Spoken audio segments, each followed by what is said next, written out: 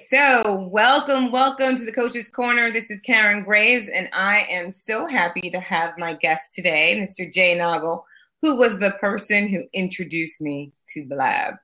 Yeah, Love I've Blab. introduced a lot of people to Blab. As a matter of fact, Pick for Profit's one of them. I got him started on Periscope about 3-4 months ago now. So yeah, All yep, right. it's Well, fun. it's I've been sucked in. I have now been successfully sucked in. Hello, Subtropolis Trading, and absolutely love it. So this is a great space because there's people on here. Blab is fun, but it's no fun if you don't look good doing it. And I know there's a lot of people who want to use things like Periscope and Meerkat and Blab Mm-hmm. to further their businesses, but they don't know how to look professional. Right. So they're kind of winging it.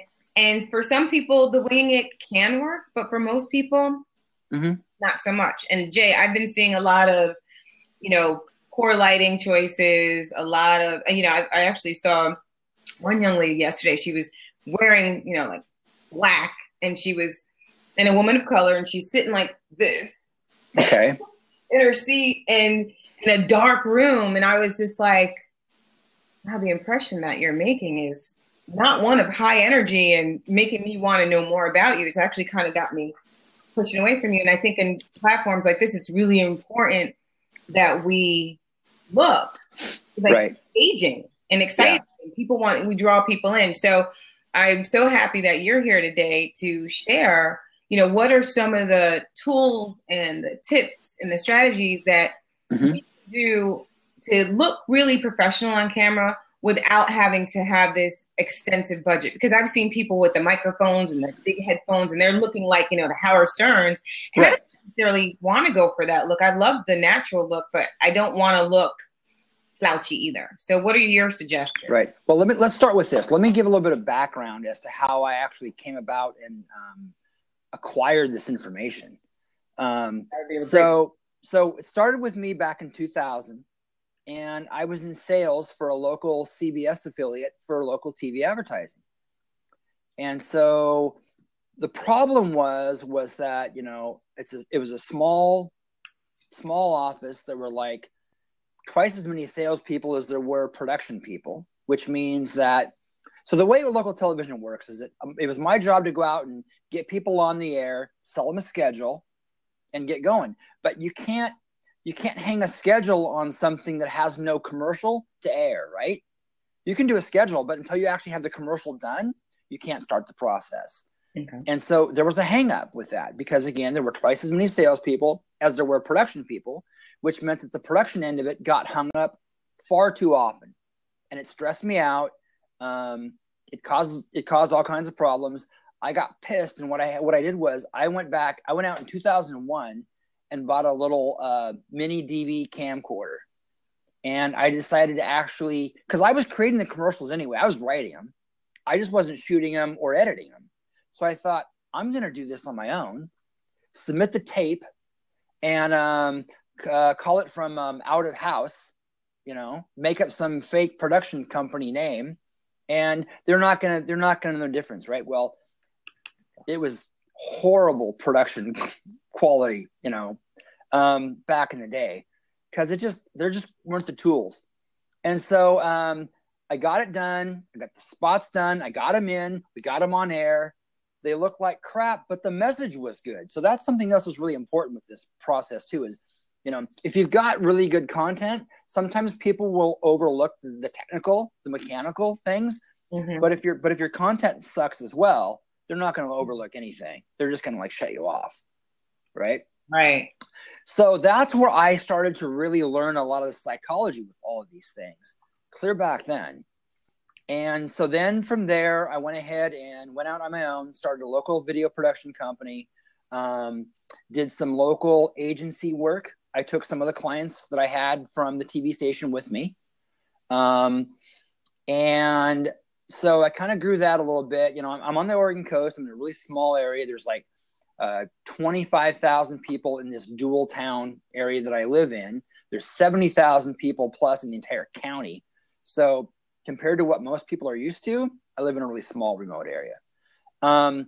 So then in around 2006, I think, I really got on board with this idea of taking people that were on television and getting them on the web, because websites were just kind of coming into this place where every business had to have a website, and they knew it. They started to admit the fact that this was not going to be a fad. It wasn't going to go away. And so, in 2004, 2003, people were really focusing on becoming web-centric. And then around 2006, 2007, video started to really change. And I think that it was around 2007 or 2008 when YouTube really came on the scene. So it carved the way for people to realize that, oh, video on the web, this makes sense. So what I started to do was I started to take these local clients and I moved them out of spending their money in television and said, look, let's do this. You spend the money that you're spending on that schedule in television with me. I'll create a 5-6 minute piece of video content for your website. And then you use television instead of spending a lot of money on 30-second spots. Spend a little bit of money on 5-second spots with your website address on the, in the commercial, so to speak, to point people to your website so they can see your whole story as opposed to some, watered down version of 30 seconds worth, right? Okay. And it worked. So that was the beginning of where I got the bug with this whole thing. And because of where I live, I naturally had to focus on budget. People had a very, very low budget. And I thought, well, I can either not do this at all or find solutions, creative out of the box solutions to help them to get this done within the budget that they have. That's where the whole thing came from. Awesome. So then what you're saying is, you were able to maximize with minimal, like exactly with what they have, and to make that robust. That's awesome. That's where it came up. Yeah, but you're giving them exposure that they want. Mm-hmm. Big bangs for their bucks. All right. Yep. So now this brings us to modern day. What do you see what are the big challenges that people are encountering when it comes to this whole video space so pretty common? First and foremost, it's overwhelmed. They are overwhelmed and they don't know where to start. Just like everything else, right? Mm-hmm. So if you want to do a website and you've never done it and you don't know anybody directly, it's overwhelm. Overwhelm is always the problem of that first initial starting place that keeps people from ever, I'll do it tomorrow. I'll put out the fires today. I'm tired. I'll do it tomorrow. Right? Okay. So before you jump, give me what are the specific overwhelm pain points that people are saying specifically about video? Right. So first and foremost, they don't know what they want to say. They don't know what they want to talk about, what their message is. They don't know what the results that they want to have happen are. Just like it's the same thing, whether it's web, video, marketing in general, or whatever. Then you get into the technical aspect. So it's, first of all, what am I going to do with this and why? Mm-hmm. What am I going to say? Who do I want to reach? Mm-hmm. Then you get into the technical. There's some very basic key points. There's lighting, there's audio, there's gear, and then the one that nobody ever really talks about or thinks about is setting, the set. Mm-hmm. When people do a movie and you create this movie, these days it's very, very popular to do everything in a studio, in a warehouse with a huge green screen in back of people, and then it's all CG done from there, right? Mm-hmm. So that set is extremely important. That green screen is critical as far as the lighting. If the lighting is slightly off on that, they're screwed. It won't key correctly. In other words, the background, you won't be able to superimpose the actor in front of that green screen because you're going to have halo effect around them and all kinds of weirdness going on. I've seen that happen. It's not pretty. It's not pretty at all. Fake. It's not pretty at all. It's fake. So that aspect of things is extremely important. Does it mean that if you want to do video for your business that you have to have that area of dialed in expertise? No, not at all. You just have to do things from a different perspective than what you'd have from your own internal thought process and your own experience, because it's not your job to know all this technical stuff about video. It's your job to run your business, right? Mm-hmm. So if you're on a budget, and a lot of people that are solopreneurs, that's exactly what they are. They're on a budget. The problem is they get on Facebook, they go to one of the, favorite 4 groups, Facebook entrepreneur groups that have, 10,000 plus members, and we all know who those are. And they ask the question. Okay, they ask a vague question. I want to start a video in my business. What's your input? It's just way too vague, And so the responses that I see, well, more often than not, is this list of, oh, you need to buy this, you need to buy this, you need to buy this, you need to buy this. And it's like, you don't need to buy any of that necessarily. That's not the place to start. Getting on Amazon and ordering all this stuff, that's what you do after you've done everything else. Okay. So does that answer the question? Yeah.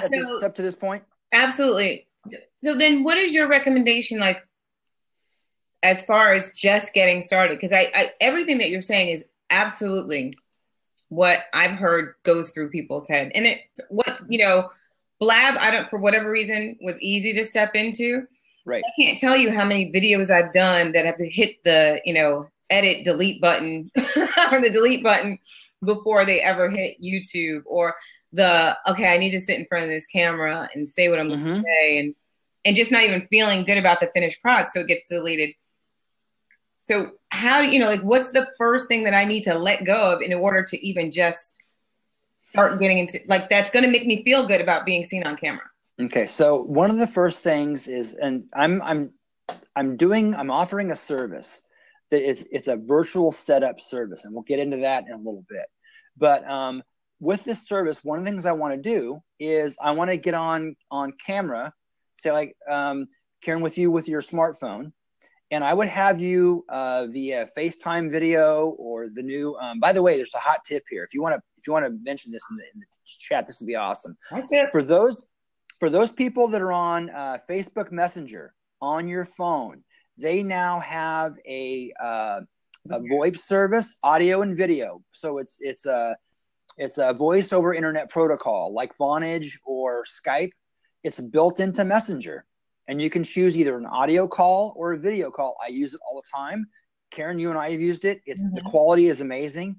So that's something that if you need to use those services for your business, and also that way you don't have to give out your phone number. Okay. So if it's a very entry level, brand new acquaintance / relationship you're working with somebody, and you don't feel quite comfortable giving them your number, you can use that service. But you have to have it set up. You have to use Messenger on your phone and have your phone number tied to your account in order to be able to use it. Yes, we have. But it's a great service. Okay, so I can be on video with somebody that I don't know without feeling invaded. Yep. Right, because it's all done through Messenger. Pretty sweet. Okay. Yep.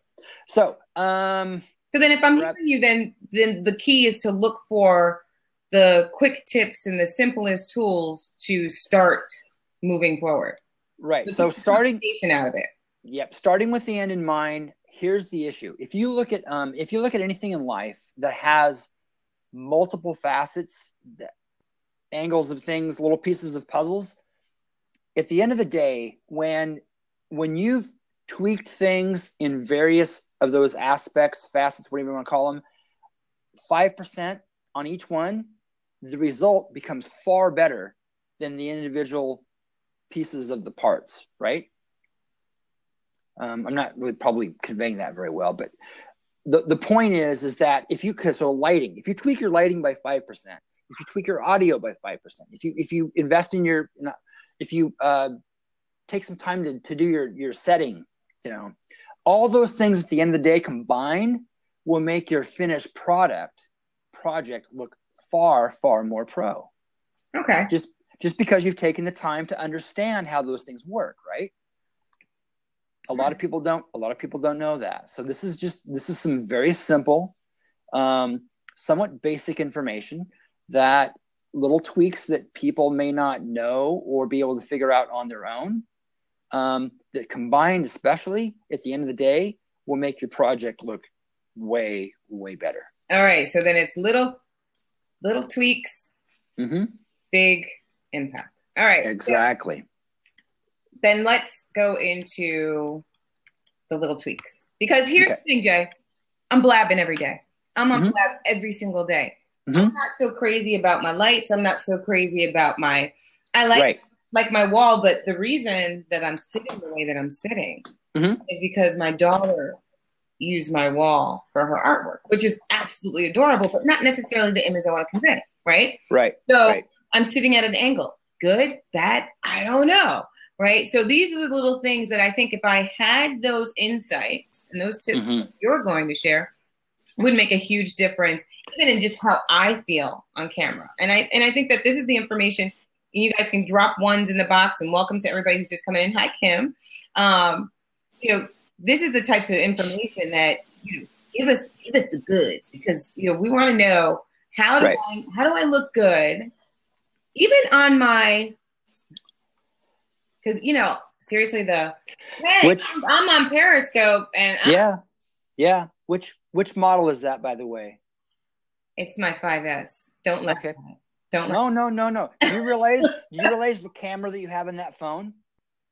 I hate my camera in my 5S. Why? Because my husband has a 6 Plus, and in comparison, it's like that is. Well, that's what I have is the 6 Plus, and that's what I'm on right now is the 6 Plus using for Blab. All right. I've never been on Blab on a computer.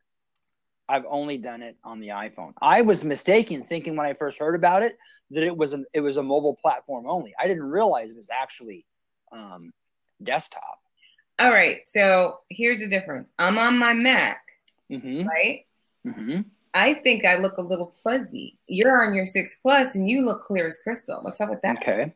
Okay. So here's a little tip. Now, but before we go there, if I remember correctly, that 5S that you have in your hand is capable of shooting 4K video. It's at least capable of shooting 2K, which is basically HD times 2.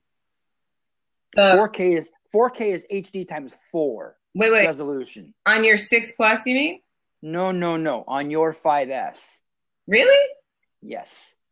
I'm telling you. You have to buy an app. You have to buy a video app for $6. What?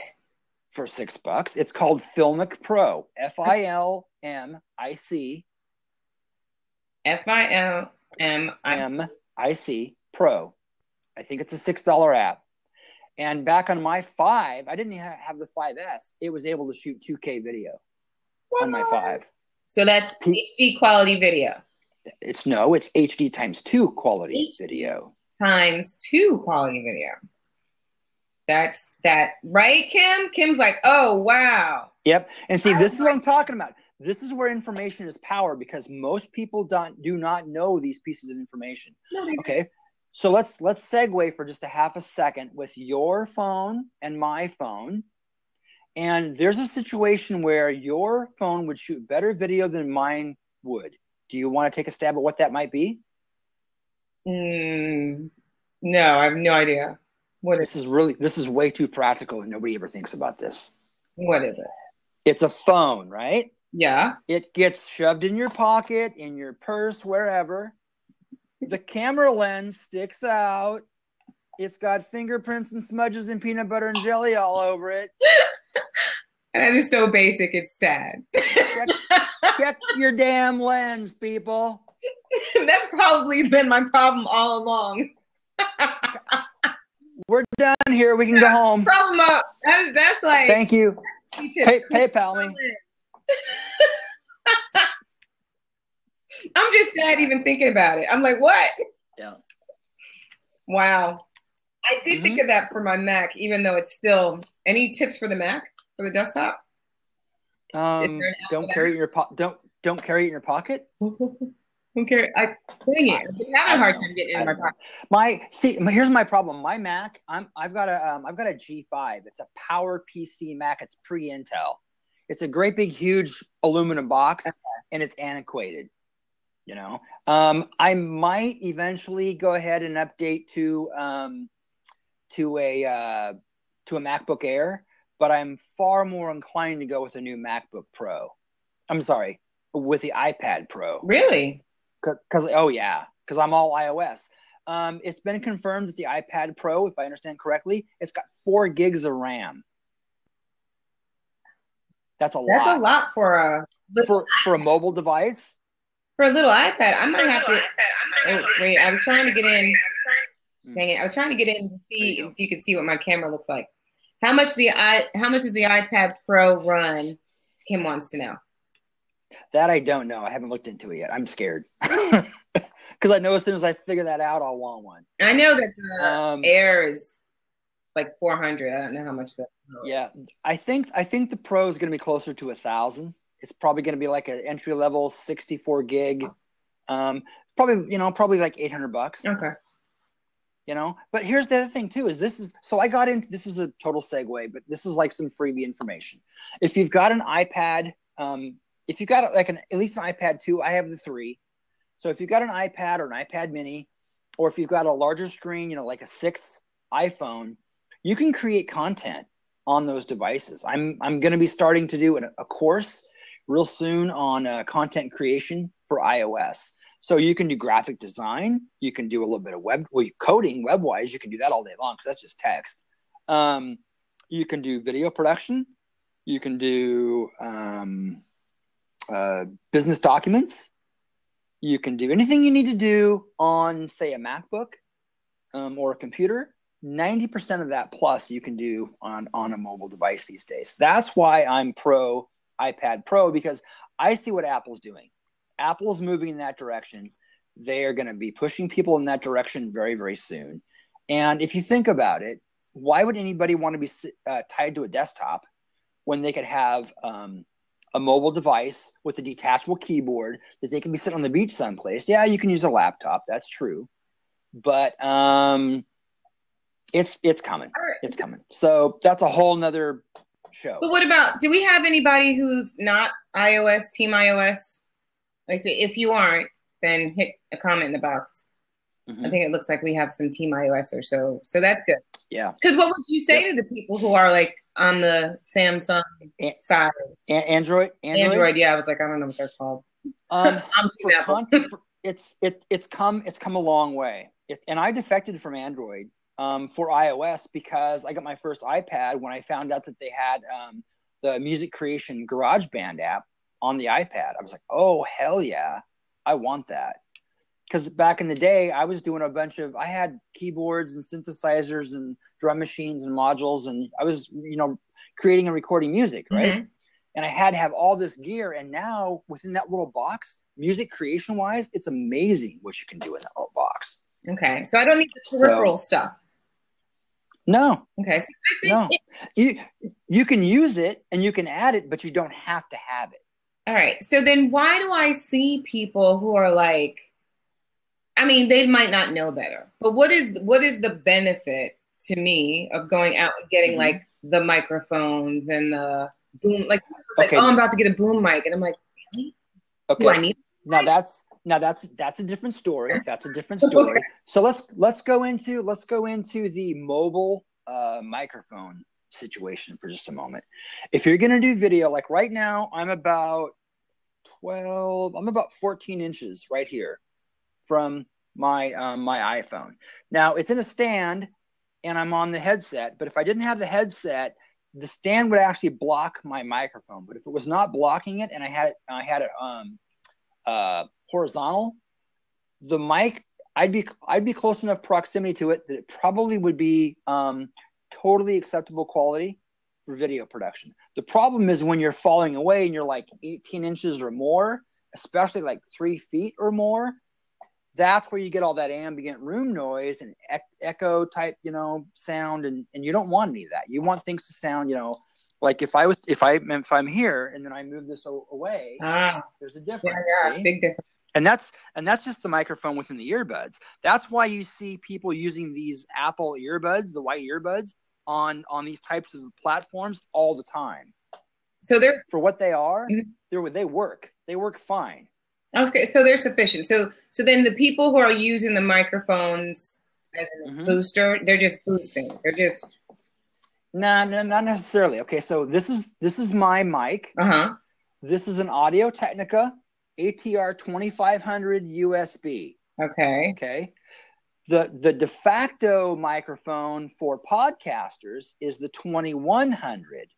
It's a different microphone and it does different things. That microphone, the 2100, you have to be right up on it. So, you know, like music venues, the popular mic of the day was the Shure SM58. And the singer had to be like right up, resting their lips on the mic, because that's how it worked best. You can't be off of it because it doesn't pull anything in peripheral. This does. This pulls in peripheral. Now, the problem is that most people on a mic like this, I believe this is a condenser mic, the problem is that it pulls in ambient sound. And as a podcaster, you may or may not want that. The reason I like this mic is because it gives me the choice. I can use this mic hooked up to my iPhone to shoot my video with my iPhone camera, right? But you have to control your room because you're going to get ambient room noise. So what I do is I go through and I unplug the refrigerator, make sure that there's no heating, you know, nothing that's causing noise, computer fan, shut all that down. Because if you're willing to go the extra step and control it, it's fine. Bottom line, a lot of people are lazy. They don't want to have to deal with that. They'd rather just have a mic that's up here. But if you're doing video production and your mic is right there in your shot of your video production, how cheesy is that going to look? Okay. Two different purposes for two different functions. Well, you have just helped me make some peace with some of these things that I've been saying, because, you know, I think that's a huge pro tip for anybody on camera, is to really think about their background noise before going in. Because I definitely see, you know, like I'm in my office, doors closed, dogs are, you know, in other rooms.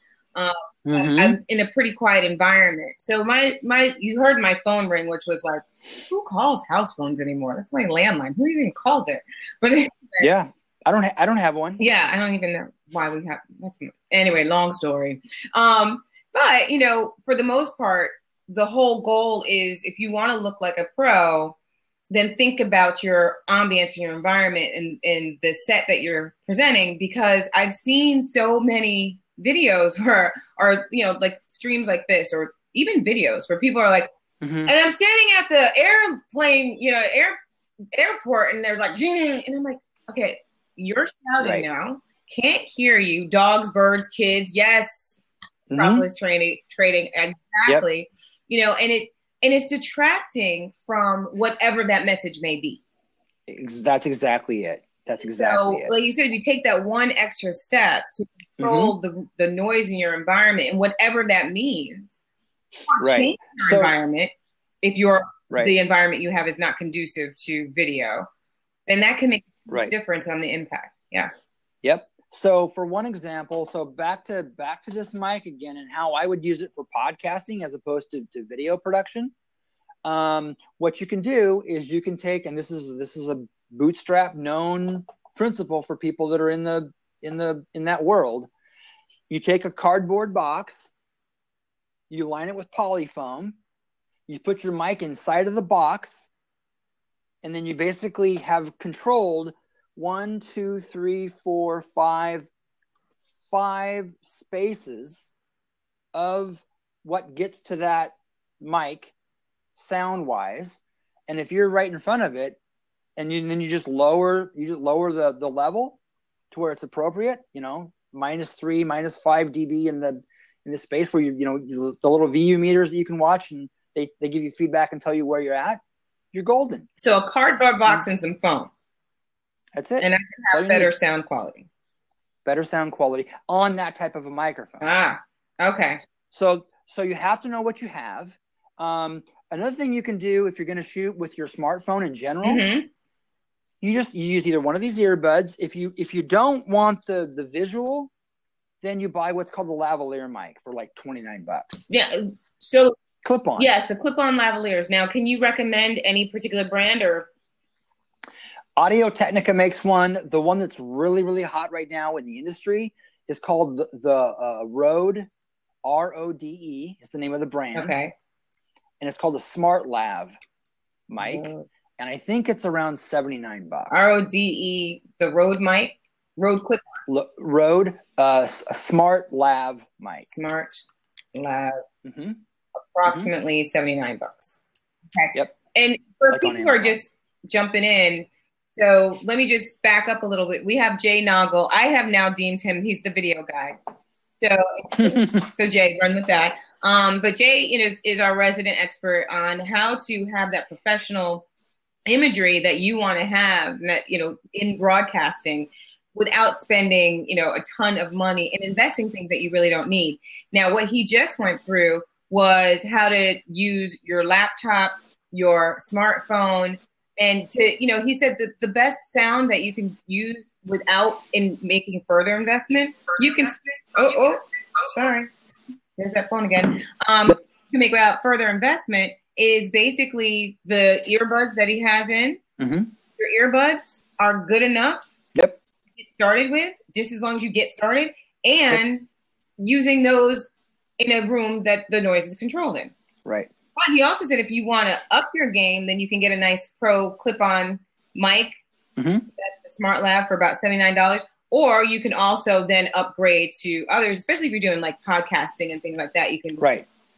The mic that I use, the 2500 that I showed you, is less than $100. Less than $100. So because it's USB, which means it's also digital. It's not an analog connection like your headphone jack connector. That's analog. It's USB, which means it's digital. Okay. So sounds can be controlled for less than $100. Absolutely. So let's move into video for just a half a second, because this is one of my. This is where we're going. That's where I was going. Awesome. I'm sorry. Let's move into lighting for half, because that's one of my big pet peeves. Okay. So you all know what the new compact fluorescent light bulb looks like, right? Screw-in bulb that has the coils. They're fluorescent. They're not the long tube anymore. They're the little. They go in your coffee table lamps and whatnot. Okay. So there's several different versions of those. There's like soft white, there's daylight, there's warm, there's all these different color temperatures that they throw out. And one of the best ones you can get for that is daylight.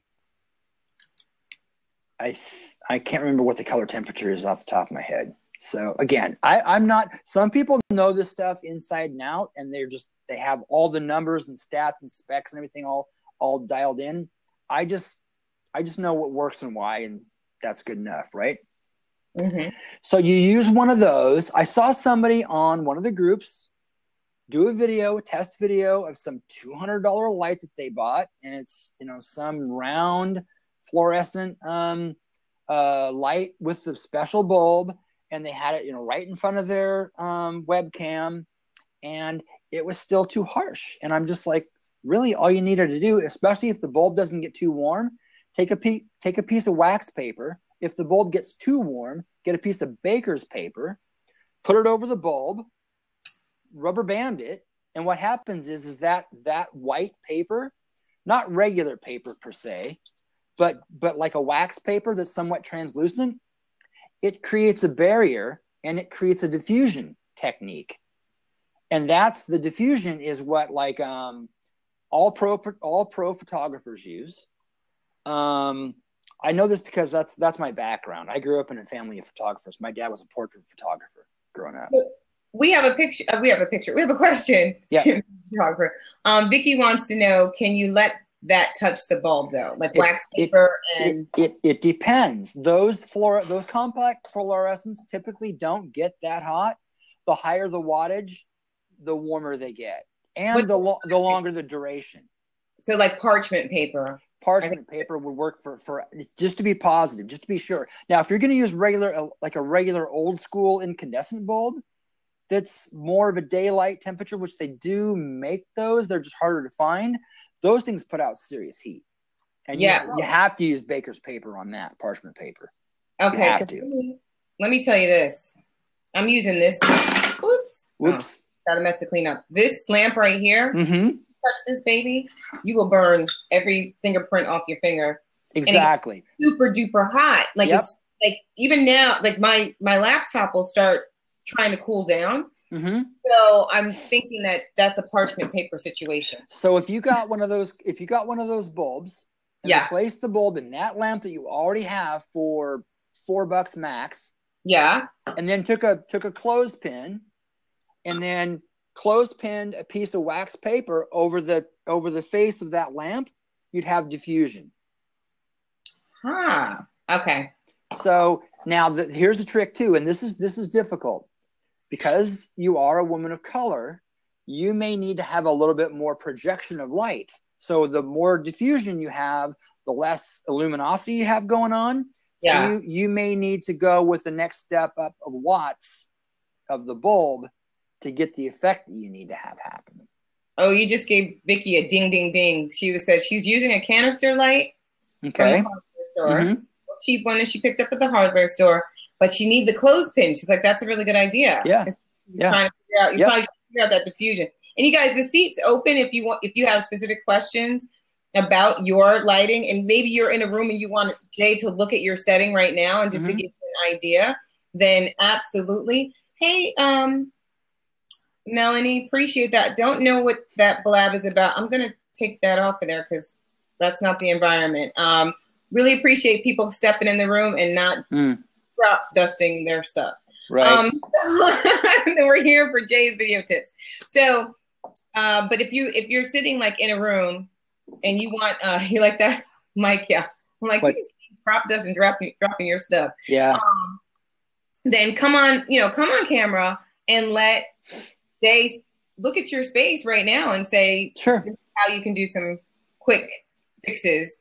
Because he's given some great knowledge on how to get in these spaces. And Vicky brought up a good point. She's like, when you're doing videos, you're absolutely right, Vicky. We're not necessarily wearing the earbuds and stuff for videos. You are thinking about your audio quality, depending on what you're filming with. You may need a mic, you may not need a mic, right? Right. Like my laptop. Right. I've done both. For my just like vlogging YouTube channel stuff, I use these because or I use Bluetooth a Bluetooth headset because they're easy, right? But they're better quality, being somewhat away from the camera. So it's better than nothing. But when I've done some serious video work, like with my iPhone 5, I did a whole video for my Patreon campaign. It ended up being like a 3-minute video. I scripted it, I shot it, I edited it, the entire thing on my iPhone 5 alone. Wow. Edited it on my iPhone 5. You know how iPhone? So was that an app or was that just your editing? Several apps combined. Okay. The power of multiple things, those things all added to the culmination of a better product. So would you be willing to do like a app list like Jay's recommended apps that we can drop in the Genius? I can do that for iOS. Okay. So let me give you here. I'll just right now if you want to put this in. There's a video editing app on iOS that nobody knows about.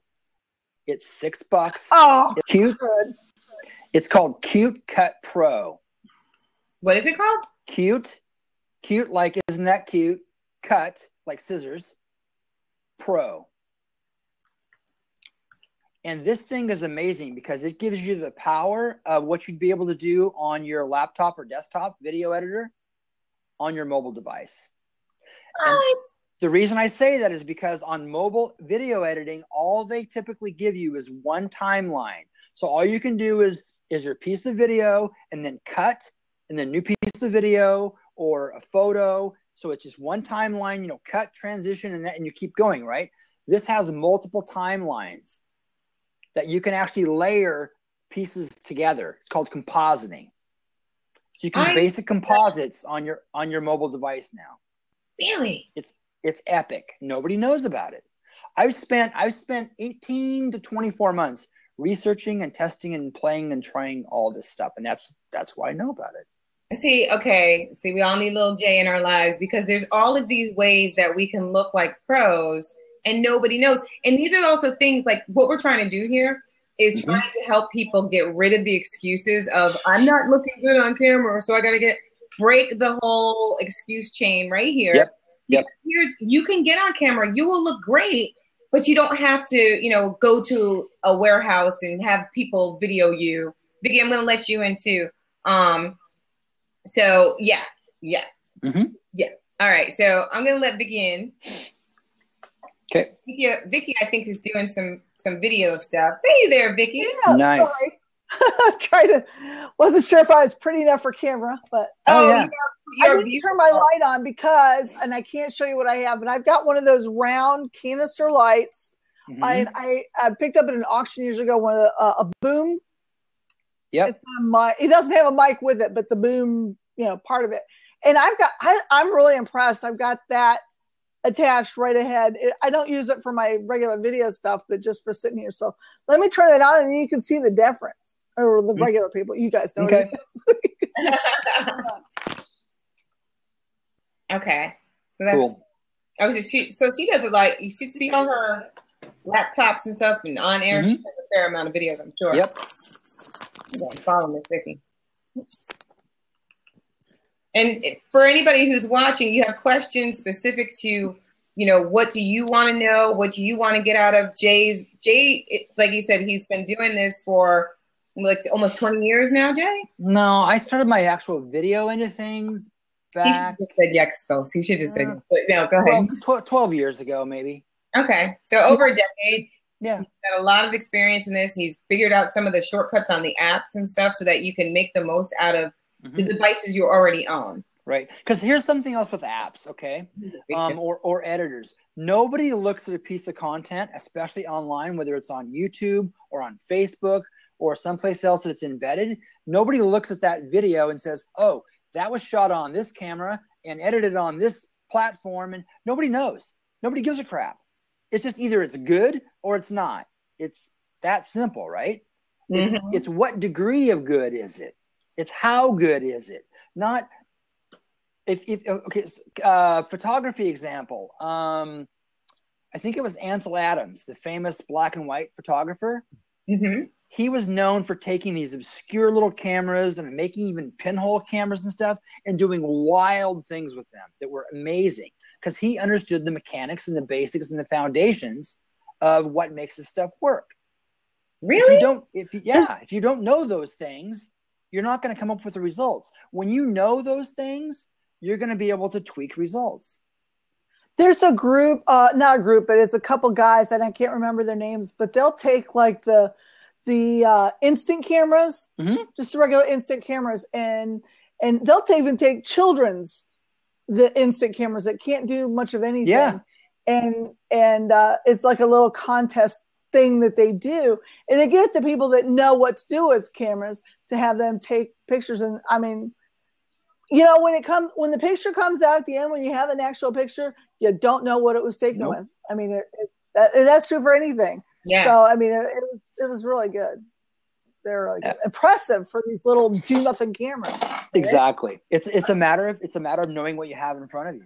That's the key. That's information, knowledge is power. Absolutely. And Vicki, yes, the lighting is totally different. I know. I'm so like that, and I'm still working out the camera because the camera's up here and I look fine, but then I'm looking at myself and I look like I'm closed eyes. Well, I think I try to look up, but it's hard to look at nothing. Yeah, it is. Yeah, and Jay, so how do you settle that? Because I always find that that's a challenge for me too. You know, I'm like, my camera's here at the top of the laptop. So right now, I'm looking right at you, right in your right. eye. Yep. But I'm looking at your face. I'm like here, so I look like I'm looking down. So I can keep looking like this and just say hi. Okay, so Jay, but I feel like my eye wants to drift. Right. What do you? It looks okay right now. Yeah. Well, and that's why I'm on my phone, is because I don't have that problem. I'm not on a laptop webcam. I'm on my phone, and because of that, the proximity of where my camera is compared to where you guys are in the Lab 4 square region, 3 inches max. As opposed to 8 inches difference. There's a drift. Oh, mine's not that far. But like I have to. Mine's probably good 6 inches. Mm-hmm. I almost feel like if I had a neck brace, I'd be perfect. There you go. I didn't have to worry about. So I might get one of those. No, I'm joking. But yeah, absolutely. So Vicki, did you have any quick questions or pointers? No, I'm really kind of excited that I got the canister lights up because I mean you can't tell it from any real professional light. Now I would never use this out in the field where I'm going. I'm starting to get away from that a little bit now, but I'm going to try and do some more things online video. But I'm really impressed with that light because it's very simple. Yeah. It's been very simple. The other thing, you know, and just to be honest, that has held me back from doing video at home a lot is the background.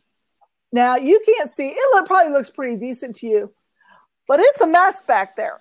So, I mean, Right. And that's been my excuse for years, probably a good 10 years, is I can't get my background to look right. Right. I'm like, you know, I like this technology. I want to use it, make the background look as best as I can, and just go. Okay. So, you know, I throw a few of my, you know, things on me, but I'm like, I just right, Vicki, that's one of the things I'm launching with this new service I'm doing. Is what you just mentioned is a piece of what I'm planning on doing with folks. So if you are interested in talking about that, just, you know, send me an email, jay@jnoggle.com, and we can talk about that.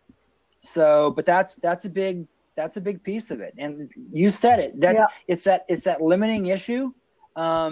You don't want that to happen. You want to do as many things as you possibly can to set yourself up for success and just make it happen, right? Yeah. I was going to say. Yeah, because those little things in your head, you know, it's like, oh, no, I'm not ready, or I can't go there, or whatever. Well, it's trying to answer that's what I'm trying to do now, what I've been trying to do for the last few years, is answer all the excuses. So if that background's an issue, deal with it. Right. You know, don't put it off. You know, just deal with it. That's why my background is a curtain, because slightly over this way, which is actually the opposite, which is kind of weird with the whole camera thing, is my computer and my desk, and it's a mess. And I'm not going to show that to you. It's just the way it is, right? And what would happen if to me, what my window bugs me. I would like to have it all the way this way, which I could do, but then you're off the screen, which is a whole different mess. Right.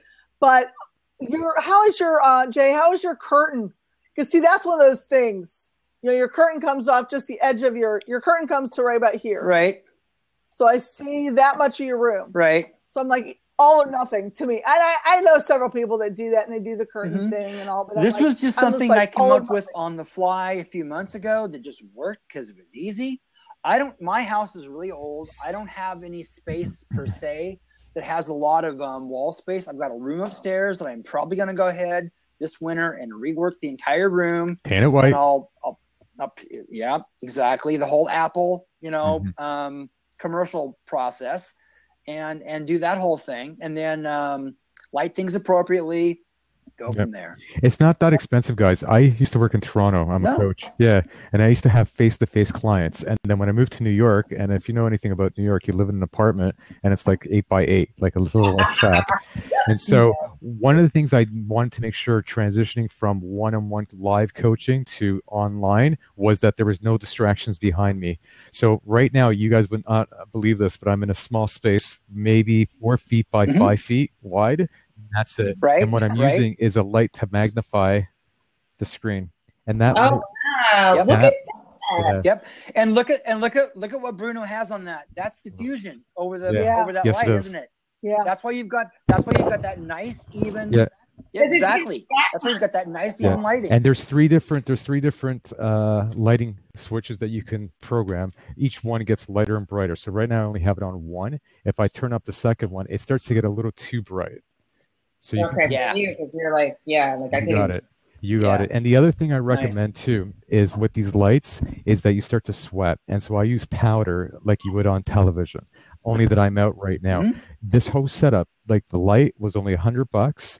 This was only like $23. And the white wall is literally not white. It's actually blue, but because it's light enough with the light, it actually reflects it and makes it white. Very inexpensive, makes it professional, and it stops the distractions from people looking beyond your shoulders. That is great tips. Yeah. Thanks for those tips, Bruno. Thank you.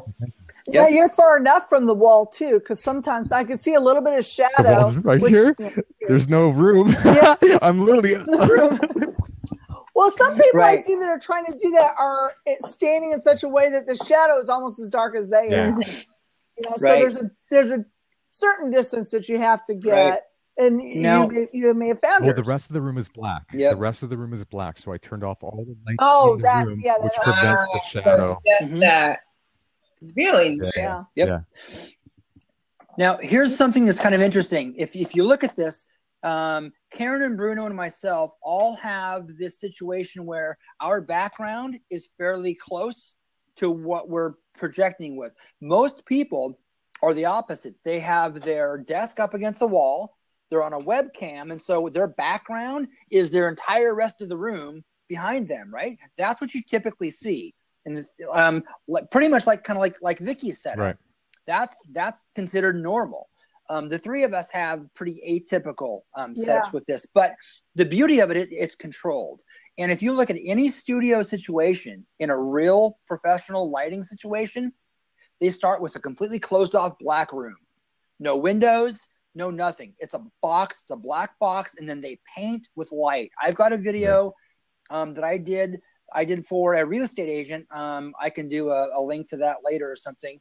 And that's exactly what we did. We started with a box, black room. I set up all 3-point lighting, and I set up the entire scene the way I wanted it. A hair light, a key light, and a supporting reflector light. Those are expensive. Those are very, back in Toronto, I had it. No, I did it all DIY. Oh, so you went to Home Depot? Less than $100. You can make them up. Mine's a made-up light. Less than $100. Oh, right on. You know what I did? I bought the boxes. So I had 3, 1 to light up the back wall, and 2 to light up the back wall, 1 on me. Mm-hmm. And boy, was that expensive. And I used that back in Toronto. This is much more cost-effective for me. But if you did it, if you went to Home Depot and you can do that, you can actually pull it off and buy the right equipment. Good for you. I've seen it on YouTube. And very hard for me to execute. The light bulbs themselves can be very expensive. Right. I've got a regular lighting kit, and I'm like, if that blows, that's $20. Right. Or whatever it is. It's been so long now. Yeah. The piece that I'll have to get that link, and maybe we can do that as a follow-up. But the key that made that piece amazing for that real estate agent was the fact that we did have some depth. So there was about 8 or 10 feet between the back of her head and the back wall. And then what I did with that was I had another light that was out of the shot that I had running through what's called a cookie. And it was a piece of that white foam core board. And I had cut out shapes to create depth. And it was a diffusion process, but it projected on the back wall. And it gave that back wall like that whole nice depth texture type look, like you see in an actual real documentary. And she was like impressed. She was like, wow, how did you do that? Deal. Hey guys, I'm going to jump off and let somebody else take the hot seat. I got a show coming up at 1:00. Great chatting with you guys. Awesome. Look forward to chatting with you guys soon. All right. Bye. Let's do it again. You. Yep. All right. Awesome. All right. That was fun. All right. So any last questions? You know, for the most part, Roberto's jumping in. Hey, Roberto. But for the most part, Jay, has been a wealth of information. We have the Genius Think Tank where experts like Jay come in and they share a lot of information. It's over on Facebook. And, what I asked Jay to do and kind of put him on the spot, he has a whole bunch of apps that are the iOS apps that can really change the way that you do your business from your phone, from your laptop, so that you're not looking for all these expensive ways to edit your videos, to have great audio, to create the ambiance and the professional image that you want. So Jay has so graciously agreed to go ahead and share that list, and he'll post it in the Genius Think Tank group. I'll drop the link. And then you'll also be able to get a little bit more of Jay and learn from his expertise. All right? Okay, so Sweet. Roberto, welcome. How are you? Hey, everybody. I'm doing great. It's an awesome Friday. It is an awesome Friday. And it's Friday. Indeed. I didn't really have a question because this is actually just a really interesting topic to me coming from the YouTube space. I try to tell a lot of people, because I do like a lot of videos that help people get started in YouTube or get started with video marketing as part of my channel content.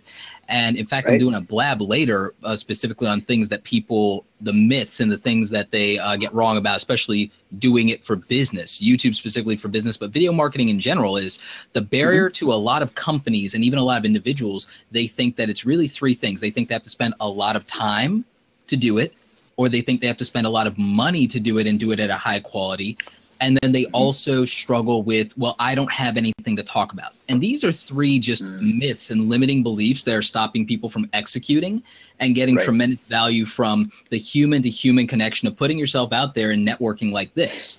So, I just wanted to like very quickly just like dip in, maybe speak to that just a little bit, and then see if you guys agree with what I have to say about it. Is that on the time thing, if people can even do something like a Blab session like this, but there's options for Periscope and obviously Meerkat, YouTube Hangouts on Air.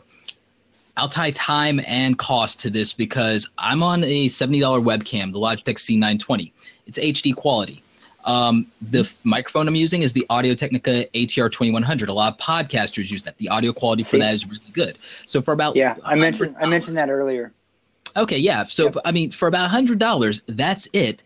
And then for time, you could do an unedited video as a YouTube Hangout or on Air, or do something in Blab, do a hub like this, push the upload to YouTube button. That's your content right there.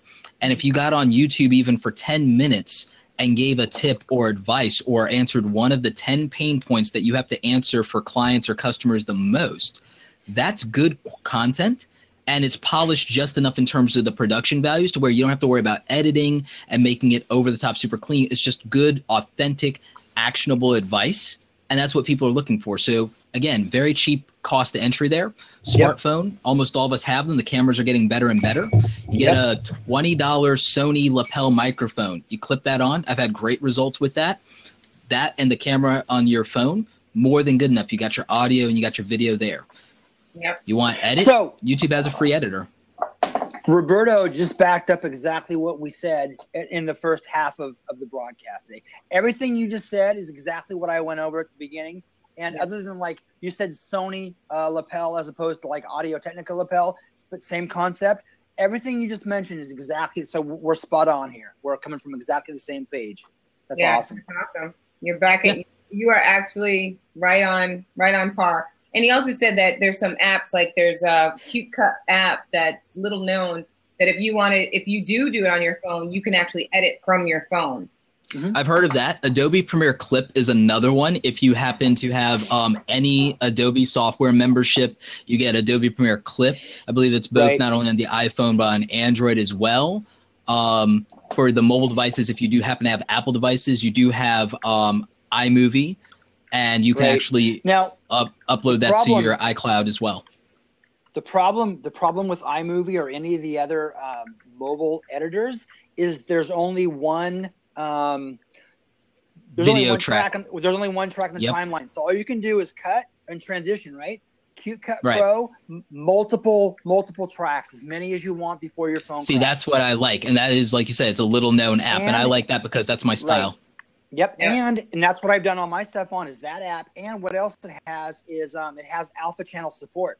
So you can do mild compositing. So like After Effects, you can do very simple After Effects like projects on your actual phone or your iPad these days. See, no, that's very interesting to me, and I like that. And Adobe Premiere Clip has that, I believe, as well, because they're coming from the Premiere Pro side. And that you actually can save that project so that if you do have your laptop, you can edit in Premiere Pro if you happen to have that later, so that if you did it, okay, I did this quick on the go, this is a rough cut, I showed it to whoever, on the business side, if you had to get an approval for those people who are in-house, because not everybody's a solopreneur or entrepreneur. So if you were in-house, you had to do a project on the go, you needed to get the rough cut in front of somebody, you could do it on your mobile there, then take that same project back into Premiere when you get into the office and, do up the whole shebang that way. So, I mean, there's always a solution, and like there's like I'm even getting ready to try to put together like a course for like how to do not just video editing but your business from a smartphone, because I think that a lot of people, that's the future of like where people are going, not only from the marketing side but just running their business in general. But this is so powerful. It's a great tool, and you could take as little as like 10 minutes a day, an hour a day, and possibly set yourself up for the week as far as your video marketing with just what you have. Yeah, or even just a few accessories, $10, $20 in accessories, and you're good to go. Yeah, you are fully producing. I love it. Yep. Love it. Roberto, I just followed you. So let's talk and maybe even I think we should be doing a show together on content creation. Oh, absolutely. I'm going to leave one little quick tip before I head out. For everyone who's really struggling on the time thing, you could do what I'm doing. The secret that I use to do daily YouTube content at this point, and get that out to, again, I'm at, before I started daily content, I was 20,000 subscribers in January after about a year and some change of doing that. It's now taking me to 50,000 subscribers, and it's growing at a rate of 5,000 a month. Part of the secret to doing daily content is you don't have to shoot videos every day. You can shoot batch videos. Like, I know that I have a specific type of content that rolls out on Mondays. Maybe on a Saturday or the Wednesday before, I might shoot 5 videos that are going to be the Mondays, and the entire month is in the can. If you're only releasing content 1 or 2 or 3 times a week, you could literally just take an hour to shoot 5-minute videos, and that's your whole month. So if you're a business or you're an in-house person, that's a workflow where you take 1 hour, and that's a month of the work already done, and then you just do your editing, and then maybe that's another hour, maybe it's another 2 hours, but 2-3 hours round trip, the whole month's in the can. If you need to do two releases a week or 3 a week to get real traction, again, you shoot an hour of like 1 day's worth of content, take another hour, even in that same day possibly, that's another day, and then look, by the time you're done, 3 hours, and a whole month, 12, 15 videos in the can, done and ready to go. Right. Yep. It's about working smarter. Guys. I don't know who the social leader. Hey, I appreciate you wanting to contribute, but you're putting in something that has affiliate links in somebody else's broadcast. That's just, rude, dude. So don't do that. Don't do that. You want to do business with people? Then find your way to get in the screen and make contributions that way. We're givers here. We're not takers. And that's a taking tactic. And we don't do that. Okay. So just letting you know, we have people like Roberto up here, Jay, Vicky, they're all giving to the community without trying to like give and then take. So it's frowned upon. Sorry, just being honest. So, consider doing, you want to do that, consider doing a blab later on the topic that you want to do. Yeah. That's right. That's right. That's the beauty of it. It's definitely something that you can add to the community. And like, Roberto, people are following Roberto, Jay, Vicky, myself, because they want to know more and they are going to go deeper. So that's what we want to encourage is absolutely, jab, right hook. People. That's it. Yeah, but don't use somebody else's platform. Come on, let's grow up. All right. So, well, guys, you guys you're just going all day. Roberto, totally following you. Jay, so appreciate you. Vicky, thank you for jumping up. Jay, before we end, because I'm going to go ahead and close out the blab in the interest of time, can you give one quick last-minute tip that you want to share? Thank you, Jay. I do. I do. I actually have a service that I've created. So if you go to jnoggle.com and then look at the custom lower third link, I have a service for people that are in business that I can take their Head and Shoulders photo shot, their logo, their color scheme, and create a custom lower third for them, which has built-in transparency. And the beauty of that is that they can use that from their first video project alone, along with these other tips I've given. And then if we do the whole thing where I help them go in virtually to their set and arrange the whole thing, and actually then they use this lower third, that first project that they put on YouTube out of the box will be 1,000% more pro looking than what they'd be able to do on their own. So just case in point. All right. No, that's tremendous. Right. Thank you so much, Roberto. Sounds like we have a lot to hear from you. Vicky, we so appreciate you sharing your canister lighting with us. And Jay, you are brilliant. And we so appreciate everyone who took the time out to share their time with us on the blab. I'll be here Monday, Wednesdays, and Fridays from noon to 1. I am doing the Coach's Corner and giving tips for those who are solopreneurs, especially those who sell advice that's in their head on how to grow your business in a way that you're having profits and having fun. All right. And Karen, I just want to say too, Karen has helped me immensely with a lot of different things. She's an awesome coach. So know that. Yeah. Thank you so much. All right, everyone. We'll have a wonderful weekend and we'll see you Monday at noon. Bye. Perfect. Bye. Bye.